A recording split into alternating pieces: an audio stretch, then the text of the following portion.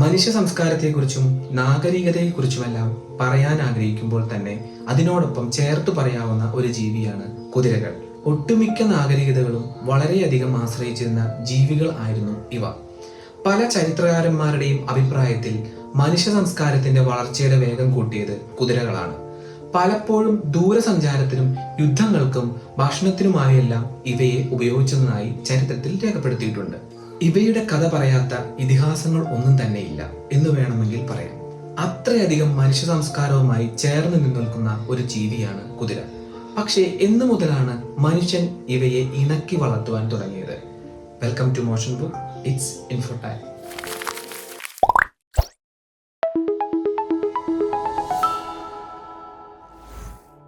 ഇന്ന് നമ്മൾ ഏത് ഭൂഖണ്ഡത്തിലെ ചരിത്രം എടുത്തു നോക്കിയാലും അതിലൊക്കെ ഏതെങ്കിലും കാലഘട്ടത്തിലൊക്കെയായി കുതിരകൾ കടന്നുകൂടിയിട്ടുണ്ടാവും. ഓരോ പ്രദേശത്തെയും സംസ്കാരങ്ങൾ തമ്മിൽ നടത്തുന്ന കൊടുക്കൽ വാങ്ങലുടെ ഫലമായി പലപ്പോഴും പല രീതികളും എവിടെ തുടങ്ങിയെന്ന് കണ്ടുപിടിക്കുക വളരെ ബുദ്ധിമുട്ടുള്ള കാര്യമാണ്. ഇത്തരത്തിൽ പല സംസ്കാരത്തിന്റെയും അവശേഷിപ്പുകൾ കുതിരകളുടെ ഫോസിലുകളും കണ്ടെത്താൻ ആയിട്ടുണ്ട്. അതുകൊണ്ട് തന്നെ ഏത് സംസ്കാരത്തിൽ നിന്നും ഉടലെടുത്തതായിരിക്കാം കുതിരകളെ ഇണക്കി വളർത്തി വിവിധ ആവശ്യങ്ങൾക്ക് ഉപയോഗിക്കുന്ന രീതി എന്ന് കണ്ടെത്തുക വളരെ പ്രായോഗിക ബുദ്ധിമുട്ടുള്ള ഒരു കാര്യമാണ്. ഓരോ ജനവാസ മേഖലകളിലും ഓരോ സ്ഥലത്തേക്ക് മാറുന്നതിനനുസരിച്ച് അവരുടെ മൃഗങ്ങളെയും കൂടെ കൂട്ടും.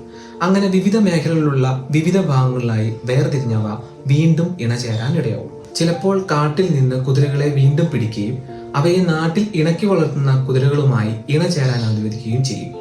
ഇങ്ങനെ വളരെ കാലം തുടർന്നതിനാൽ വളരെയധികം മിക്സഡ് ആണ് ഇവരുടെ DNA. ഇന്ന് 100ഓളം വരുന്ന ഹോഴ്സ് ബ്രീഡുകൾ കണ്ടെത്താനാകും.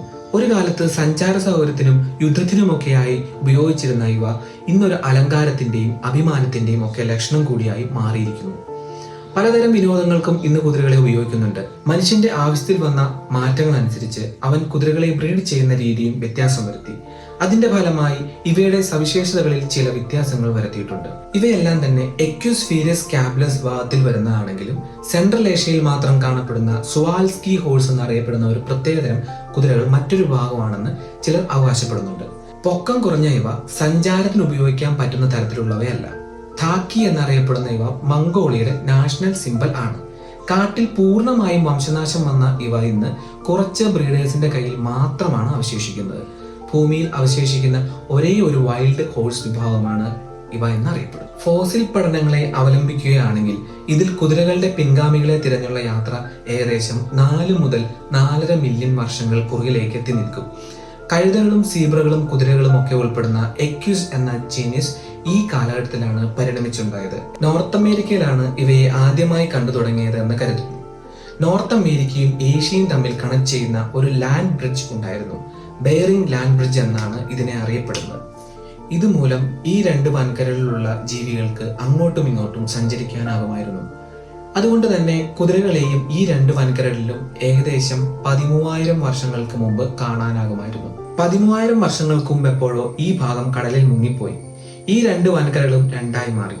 പിന്നീട് നോർത്ത് അമേരിക്കയിൽ കുതിരകൾ വംശനാശം വന്നുപോയി. ശേഷം അവിടെ കുതിരകൾ എത്തുന്നത് 15-ാം നൂറ്റാണ്ടിൽ അവിടെ എത്തുന്ന യൂറോപ്യൻസ് മുഖേനയാണ്. മുൻകാല പഠനങ്ങൾ ഒന്നുകിൽ ഫോസിലുകളെ അടിസ്ഥാനമാക്കിയോ അല്ലെങ്കിൽ മൈറ്റോകോൺഡ്രിയൽ DNA പഠനങ്ങളെ അടിസ്ഥാനമാക്കിയോ ഒക്കെ ഉള്ളതാണ്. മൈറ്റോകോൺഡ്രിയൽ DNA അമ്മയിൽ നിന്നും കുഞ്ഞിലേക്ക് എന്ന രീതിയാണ്. പക്ഷേ ഈ പഠനം എങ്ങും എത്താതെ പോവുകയാണ് ഉണ്ടായത്. അതിന് കാരണം ഇതിലുള്ള വൈവിധ്യമാണ്. വളരെയധികം മൈറ്റോകോൺഡ്രിയൽ ലീനിയേജസ് ഇത്തരത്തിലുള്ള പഠനങ്ങളിൽ കണ്ടെത്താനായി. എന്നാൽ എല്ലാത്തരം മൈറ്റോകോൺഡ്രിയൽ ലീനിയേജസിലും ഒട്ടുമിക്ക ഹോഴ്സ് ബ്രീഡുകളിലും കാണാനായി. ഇതുകൊണ്ട് തന്നെ ഈ രീതിയിലുള്ള ഗ്രൂപ്പിംഗ് സാധ്യമല്ലാതായി. ഇത്തരത്തിലുള്ള പല പഠനങ്ങളിൽ നിന്നും യുറേഷ്യൻ സ്റ്റെപ്പി എന്നറിയപ്പെടുന്ന ഹംഗറി മുതൽ മംഗോളിയ വരെ പരന്നു കിടക്കുന്ന പ്രദേശങ്ങൾ മുഴുവനും ഇവയുടെ വാസസ്ഥലങ്ങളായിരിക്കാം എന്ന് കരുതപ്പെട്ടു. എന്നാൽ പിന്നീട് ടെക്നോളജിയിൽ വന്ന പല മാറ്റങ്ങളും പഠനങ്ങളിൽ വലിയ മുന്നേറ്റങ്ങൾ വരുത്തിയിട്ടുണ്ട്. 2 രീതിയിലുള്ള പാരന്റ്സ് DNA പഠനങ്ങൾ ഉണ്ടായി. ഇത്തരത്തിൽ ഈ അടുത്തിടെ നടന്ന ഒരു പഠനത്തിൽ നിന്നും മറ്റു ചില കാര്യങ്ങൾ കണ്ടെത്താനായിട്ടുണ്ട്. ഏകദേശം 300ഓളം വരുന്ന യുറേഷ്യൻ സ്റ്റെപ്പിയിലുള്ള 12ഓളം പ്രദേശങ്ങളിൽ നിന്നും കളക്ട് ചെയ്ത വിവിധ സാമ്പിളുകളിൽ നടത്തിയ പഠനങ്ങളിൽ നിന്ന് കുറേയേറെ വിവരങ്ങൾ ലഭിക്കുകയുണ്ടായി. ഇവിടെ ഗവേഷകർ വളരെ ശ്രദ്ധിച്ചാണ് സാമ്പിളുകൾ കളക്ട് ചെയ്തത്. അതിനവർ പ്രത്യേകമായി ശ്രദ്ധിച്ച ഒരു കാര്യം, സെലക്ട് ചെയ്ത കുതിരകളുടെ കൂട്ടം അവിടെ പ്രാദേശികമായി കാണപ്പെടുന്ന ആളുകൾ വളർത്തിക്കൊണ്ടുവന്നവയാണ്. ഒരിക്കലും അലങ്കാരത്തിനായി അല്ലെങ്കിൽ ഏതെങ്കിലും പ്രത്യേക കാര്യത്തിനായി മനുഷ്യരുടെ ഇടപെടലിലൂടെ ബ്രീഡിംഗ് നടത്തുന്ന കുതിരകളല്ല. ഇതിൽ നിന്നും കിട്ടിയ വിവരങ്ങൾ ഉപയോഗിച്ച് അവർ കമ്പ്യൂട്ടർ പ്രോഗ്രാമിന്റെ സഹായത്തോടു കൂടി ഒരു മോഡൽ നിർമ്മിക്കുകയുണ്ടായി. ഇതിൽ നിന്നും ധാരാളം വിവരങ്ങൾ അവർക്ക് മനസ്സിലാക്കുവാൻ സാധിച്ചു.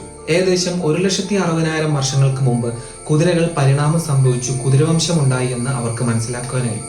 അതുപോലെ തന്നെ മനുഷ്യൻ കുതിരകളെ ഇണക്കി വളർത്തിയിട്ട് 6,000 വർഷമേ ആയിട്ടുള്ളൂ എന്നതും മനസ്സിലാക്കുവാനുണ്ടായി. ഓരോ പ്രദേശങ്ങളിൽ നിന്നും കുതിരകളെ മറ്റൊരു പ്രദേശങ്ങളിലേക്ക് കൊണ്ടുപോകുമ്പോൾ അവയുടെ കൂട്ടത്തിൽ ആ പ്രദേശത്തിൽ നിന്നും ലഭിക്കുന്ന വൈൽഡ് വിഭാഗത്തിലെ പെൺകുതിരകളെയും കൂട്ടും.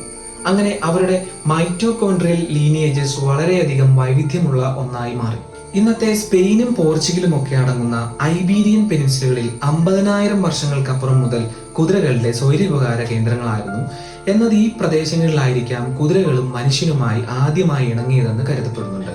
അതുപോലെ തന്നെ ഈസ്റ്റേൺ യൂറോപ്പിൽ നിന്നും മനുഷ്യനെ അടക്കം ചെയ്ത ധാരാളം ചാവുകുടീരങ്ങളിൽ നിന്നും കുതിരകളുടെയും ഫോസിലുകൾ ലഭ്യമായിട്ടുണ്ട്. ഇതിന് 6,000-ലധികം വർഷങ്ങൾ പഴക്കമുണ്ട് എന്ന് കരുതുന്നു. എന്നാൽ ഇതിൽ വളരെ പ്രധാനപ്പെട്ട മറ്റൊരു സൈറ്റാണ് ബോട്ടായ് സെറ്റിൽമെന്റ്. ഇന്നത്തെ കസാഖിസ്ഥാൻ മേഖലകളിൽ വരുന്ന ഈ പ്രദേശങ്ങളിൽ 3500 BC കാലഘട്ടത്തിൽ ഉണ്ടായിരുന്ന ഒരു ജനവിഭാഗമാണ് ഇത്. ബോട്ടായ് പ്രദേശങ്ങളിൽ അക്കാലത്ത് ജീവിച്ചിരുന്ന ആളുകളുടെ ഭക്ഷണക്രമത്തിലെ പ്രധാനപ്പെട്ട ഒന്നായിരുന്നു കുതിരകളുടെ മാംസവും പാലും. മനുഷ്യന്റെ അല്ലാതെ ലഭിച്ച ഫോസിലുകളിൽ വളരെ ഭൂരിഭാഗവും കുതിരകളുടെ ആണ് എന്നുള്ളതാണ് ഇവിടുത്തെ പ്രത്യേകത. മാത്രമല്ല ചില സ്ഥലങ്ങളിൽ കണ്ടെത്തിയ ഫോസിൽ അവശിഷ്ടങ്ങളിൽ കടിഞ്ഞാൻ ഉപയോഗിച്ചതിന്റെ തെളിവുകളും കാണാനിടയായിട്ടുണ്ട്. എന്നാൽ ഇതുകൊണ്ടൊന്നും ഈ പ്രദേശങ്ങളിലാണ് ഹോഴ്സ് ഡൊമസ്റ്റിക്കേഷൻ തുടങ്ങിയത് എന്ന് എല്ലാ ഗവേഷകരും ഇന്ന് അംഗീകരിക്കുന്നില്ല. ചിലരുടെ അഭിപ്രായത്തിൽ ഒരുപക്ഷെ അവർ അത്ര കാര്യമായ രീതിയിൽ പിന്നീടുള്ള സംസ്കാരങ്ങൾ ഉപയോഗിച്ച രീതിയിൽ കുതിരകളെ ഉപയോഗിച്ചിട്ടുണ്ടാവില്ല. വളരെ കുറച്ചു കൂട്ടത്തെ മാത്രം നിയന്ത്രിച്ചു നിർത്തുകയും പിന്നീട് അവരുടെ നിയന്ത്രണത്തിൽ നിന്നും വീണ്ടും അവ മാറുകയും ചെയ്തിട്ടുണ്ട്. ഇത്തരത്തിലുള്ളവയുടെ പിൻഗാമികൾ ആയിരിക്കാം ഒരുപക്ഷെ സോൾസ്കി ഹോഴ്സ് എന്ന് കരുതുന്നത്. കുതിരകളെ വളരെ വ്യാപകമായി സഞ്ചാരത്തിനും മറ്റുമായി ഉപയോഗിച്ചത് സിന്ധാഷ്ടയിലുള്ളവരാണ്. ഏകദേശം 2100-നും 1800 BC-ക്കും ഇടയിൽ യൂറോപ്യൻ സ്റ്റെപ്പിയിൽ ഉണ്ടായവരാണ് ഇവർ. ഏഷ്യയിലും യൂറോപ്പിലും പല ഭാഗങ്ങളിലായി യാത്ര ചെയ്യുന്നതായി മനസ്സിലാക്കിയിട്ടുണ്ട്. കുതിരകൾ കെട്ടിവലിക്കുന്ന രഥങ്ങളും മറ്റും ഈ ഭാഗങ്ങളിൽ നിന്നും കണ്ടെത്താനായിട്ടുണ്ട്. ഇവരോടൊപ്പം ഇൻഡോ യൂറോപ്യൻ ഭാഷകളിലും പലയിടങ്ങളിലേക്കും വ്യാപിച്ചു. സംസ്കൃതവും ഇംഗ്ലീഷും ഒക്കെ അടങ്ങുന്ന ഈ ഭാഷാ കുടുംബത്തിന്റെ വളർച്ചയ്ക്കും കുതിരകൾ അപ്പോൾ പരോക്ഷമായി സഹായിച്ചിട്ടുണ്ടെന്ന് വേണം പറയാൻ. പിന്നീട് അങ്ങോട്ട് ഏതൊരു സംസ്കാരത്തിന്റെയും അവിഭാജ്യ ഘടകങ്ങളായി ഇവ മാറി. ജനസമൂഹങ്ങൾ വളരുകയും വലിയ സാമ്രാജ്യങ്ങൾ ഉയരുകയും ചെയ്തപ്പോൾ കുതിരകൾക്കുള്ള പ്രിയം ഏറി. സൈനിക ശക്തികളുടെ വലിപ്പം പോലും അവയുടെ കുതിരകളുടെ എണ്ണത്തെയും പോരാളികൾക്ക് ഇവയിലുള്ള പ്രാവീണ്യത്തെയും ആശ്രയിച്ചിരുന്നു. കലകളിലും ഭാഷാ സാഹിത്യങ്ങളിലുമെല്ലാം വളരെയധികം പ്രാധാന്യം ഇവയ്ക്ക് കൽപ്പിച്ചു നൽകി. എന്നാൽ യന്ത്രങ്ങളുടെ വരവ് ഇവയുടെ പ്രാധാന്യം ഒന്ന് കുറച്ചു. അതോടെ വിനോദങ്ങൾക്കായി കുതിരകളെ ഉപയോഗിക്കാൻ തുടങ്ങി. എന്നാൽ എല്ലാവരും ഈ പഠനങ്ങളെ ഒന്നും തന്നെ അംഗീകരിക്കുന്നില്ല. പലരും ഇത്തരത്തിലുള്ള പഠനങ്ങൾ സാധ്യമല്ല എന്നതും ഇതൊരു ഔട്ട്ഡേറ്റഡ് ആയിട്ടുള്ള മെത്തേഡ് ആണ് എന്നുമാണ് പറയുന്നത്. ഇവയുടെ ജീനുകൾ വളരെ അധികം മിക്സഡ് ആണ്. എന്നിരുന്നാലും കൂടുതൽ മികച്ച ടെക്നോളജി ഭാവിയിൽ കൂടുതൽ വിവരങ്ങൾ നൽകുമെന്ന് വിശ്വസിക്കുന്നു. സബ്സ്ക്രൈബ് ചെയ്യാൻ മറക്കല്ലേ. നിങ്ങൾക്ക് ഈ വീഡിയോ ഇഷ്ടമായെങ്കിൽ please like, share. Thank you for watching.